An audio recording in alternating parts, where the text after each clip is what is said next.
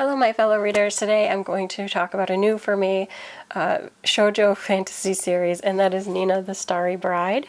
And this is by Rikachi? And I've just been charmed by this. I have currently own and have read the first 5 volumes.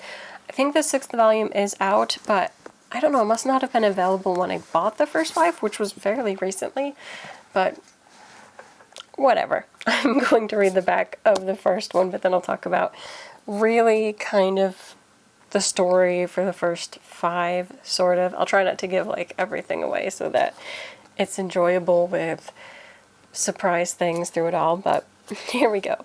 Nina had a rough start to life, orphaned and stealing to survive, only to be abducted for her unusual lapis lazuli eyes. But to her surprise, her captor, Prince Azure, ordained that she would live the life of a princess, specifically that of the recently deceased princess priestess, Alicia, who had her same eyes. Despite her changing fortune, Nina won't give up her old life without a fight. Azure might just be the one to finally match her wits, but how much can she trust him, and can she stop the feelings budding in her heart, knowing she must eventually marry another?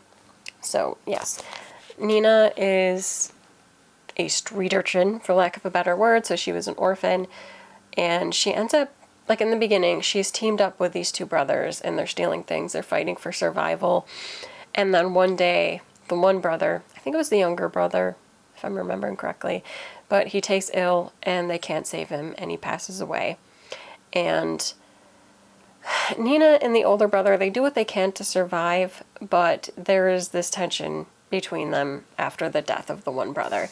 And then one day when she returns home, she discovers that she's been betrayed, essentially, and that the other brother has turned her over to what she believes is slavers.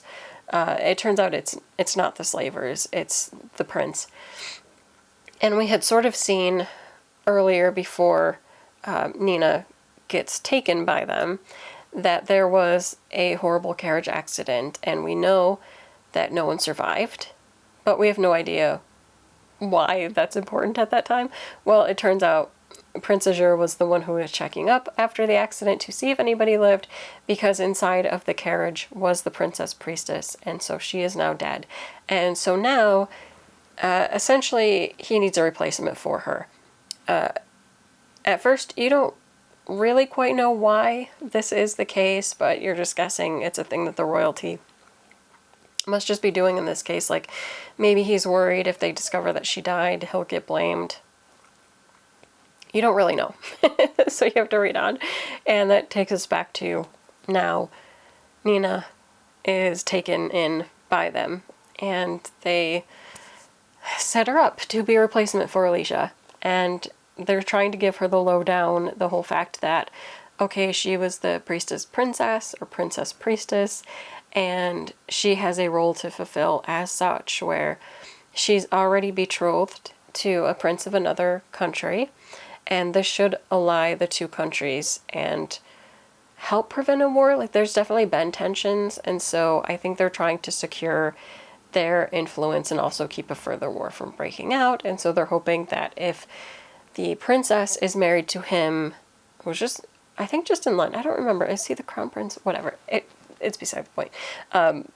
They're hoping that with this marriage, it will prevent a war and maybe even be better for them, where they'll get certain services or whatever to take care of the country. Now, that's all well and good, but when Azure takes her back to the palace, of course, he has to sort of educate her on what it is to be the princess. There's a bunch of things they have to do, even to just aesthetically make her look like the princess. She is forced to wear a wig. Obviously, she gets all dressed up. But she has to learn a lot of the responsibilities, the ways of communication, all of this. And at first, she believes that this may not be too big of a deal, because she's not supposed to be really in the public eye until, I think there's like 2 years or so to go. So she's like, all right, I got all this time. But then she's suddenly summoned in front of the emperor. Is he an emperor? I feel like he's an emperor, not a king, but the head of the country. And she must present herself to him. And then there's kind of this sneaky thing with the Empress Queen-like figure, where she's trying to get Nina to perform for them, which is a role of the Princess Priestess that she is supposed to do, I think, right at her betrothal time, if, like, her actual being sent away to the prince, whatever. Her actual time where she's supposed to get married, there's a performance that she's supposed to do. And so they're essentially asking that of her now, because apparently she would have been spending all this time learning that and getting to do it, and she obviously hasn't, because they just pulled her off the straight. And so she's really anxious she's going to make a mistake, get found out, and get executed. But with luck, she gets rescued from doing that, where it's like, oh, you know, that's a sacred dance. She really shouldn't do that. Way to go, Azure. Nice looking out. And she doesn't have to. But it's all like a series of kind of run-ins where she could end up dead if she makes a mistake. And she just happens to keep kind of avoiding them for the most part. In the course of the first two, I think it is, we learn a couple of secrets. One is that Azure is not Azure either. So he is also a child that was... No, we'll just say he's a child that died. But of course he's not. He's a replacement for a child that died. And they looked for a boy with golden eyes and made him Azure.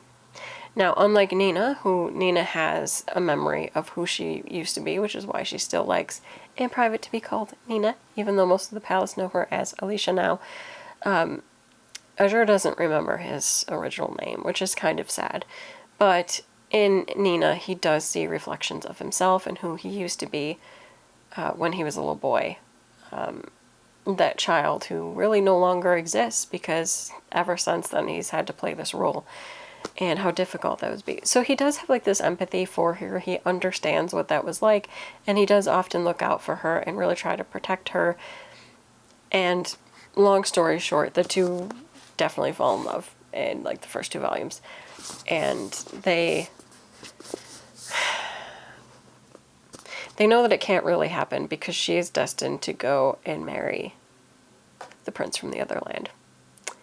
But of course, Azure wants to do whatever's possible to try to make that not happen anymore, find a way to fix everything, to save Nina from that future, to maybe make a life with her in the future. But then there's also like, okay, those steps maybe you could do, but how do you make sure to keep the connection with that other country? And I think that's part of the struggle. And then all sorts of stuff happens, and that's all I'm going to say about that. It does lead on. You do meet the prince from the other country. There's a bunch of stuff that happens. Oh my gosh, there's so much drama. In like the first 5 volumes, there's so much drama. I don't know how long this series is going to be, but so much happens in the first 5 volumes that I was like, I don't know what to think, or like what to root for happening, and I don't know how they're going to fix everything and make everything work, but it's so enjoyable. It is one of those fantasy series that I like, where yes, there is like elements of, I guess, kind of magic, but there's a lot of political intrigue. There's definitely a lot of political intrigue. Like it is definitely a royalty political intrigue type of fantasy series. But it's, I don't know, there's also that heavy romance, and the two play off each other very, very well. And I can't wait to see what happens for Nina. Of course, I wish that she has the best of futures, but I have no idea. But overall, I would just say this is definitely a good fantasy series. If you like shoujo fantasy, you should probably pick up Nina the Starry Bride. It's very enjoyable. Of course, it has lovely artwork. Shoujo artwork is always so gorgeous.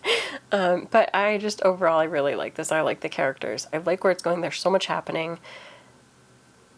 It's just good. It's good. It was like another thing that I just needed, was to just fall into a really good fantasy shoujo romance. And I'm really glad about it. I don't even remember how it fell into my purview, but it appeared. I got it. I love it. It's so good. It had elements of different fantasy series that I liked, and I very much enjoy this, so I would highly, highly recommend Nina the Starry Bride. That is it for this video. Until next time, bye.